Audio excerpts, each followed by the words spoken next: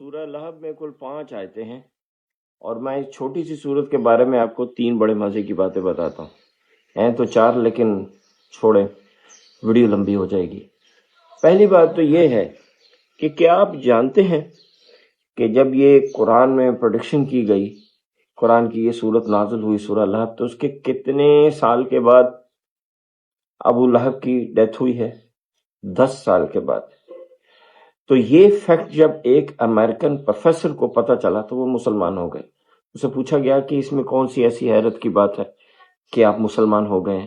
تو انہوں نے کہا کہ دیکھیں، ابو لہب 10 سال اس صورت کے بعد زندہ رہا، وہ ایسی بہانے سے بھی تو کہہ سکتا تھا لوگے میں مسلمان ہو گیا، تاکہ اس صورت کے اندر جو پروڈکشن تھی کہ وہ دوزخ میں جا کے جلے گا وہ غلط ہو جائے، لیکن اس نے ایسا نہیں کیا، تو اس بات سے وہ مسلمان ہو گئے۔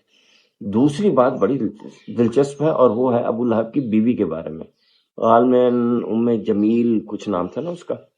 دیکھیں قرآن میں لکھا ہے کہ اس صورت میں لکھا ہے وَأَمْرَأَتُهُ، اس کی بیوی۔ اچھا، اب مزے کی بات یہ ہے کہ قرآن میں بیوی کے لیے 2 ورڈ یوز ہوئے ہیں عام طور پہ، ویسے ہوئے 3 ہیں لیکن 2 زیادہ یوز ہوئے ہیں۔ ایک ہے وَزَوْجَةٌ اور زوجہ، اور دوسرا ہے امرہ۔ اچھا، اب ان دونوں میں فرق کیا ہے؟ جو زوجہ ہے نا وہ ہے جو آپ کی بیوی ہے اور اس سے آپ کا بڑا کلوز محبت والا ریلیشن شپ ہے، اور جو امرہ ہے وہ ہے جو کہ آپ ایک چھت تلے تو رہ رہے ہیں لیکن کسی کو پتہ نہیں کہ آپ کا آپس میں تعلق وغیرہ کوئی نہیں ہے۔ اب آپ دیکھیں، جب قرآن میں وَامْرَأَتُهُ یوز ہوا، وَزَوْجَتُهُ یوز نہیں ہوا، تو پہلی دفعہ قریش کے لوگوں کو پتہ چلا کہ یہ بنتے تو بڑے ایک جسم اور 2 جان ہیں، ابو لہب اور اس کی بیوی، اور کہتے ہیں کہ جی ہم دونوں بالکل مل کے رسول اللہ صلی اللہ علیہ وسلم کے خلاف لڑائی کر رہے ہیں، لیکن یہ تو اندر سے ایک نہیں ہے، اور یہ تو قرآن کی اس آیت سے ہمیں پتہ چل رہا ہے، اس ورڈ کی سلیکشن کی وجہ سے۔ تو یہ ایک بہت بڑا معجزہ تھا۔ اچھا، اس کی وجہ سے اس کا عورت کا بہت مزاج بن گیا وہاں پہ مکہ میں، تو اس کو بہت غصہ آیا۔ تو بہت جب یہ صورت مشہور ہو گئی تو اس کو بہت غصہ آیا، اور یہ پتہ نہیں کوئی پتھر یا مٹی کہتے ہیں لے کے خانہ کعبہ میں گئی۔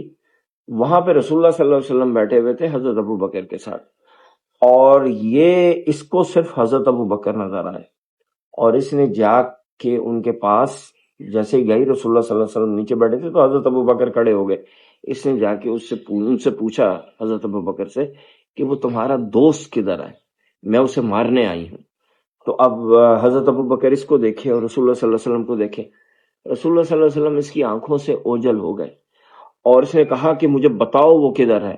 تو رسول اللہ صلی اللہ علیہ وسلم نے بیٹھے بیٹھے حضرت ابو بکر کو کہا کہ میں اس کو نظر نہیں آ رہا، تم بالکل بے فکر ہو جاؤ۔ تو یہ آواز بھی اس عورت کو سنائی نہ دی۔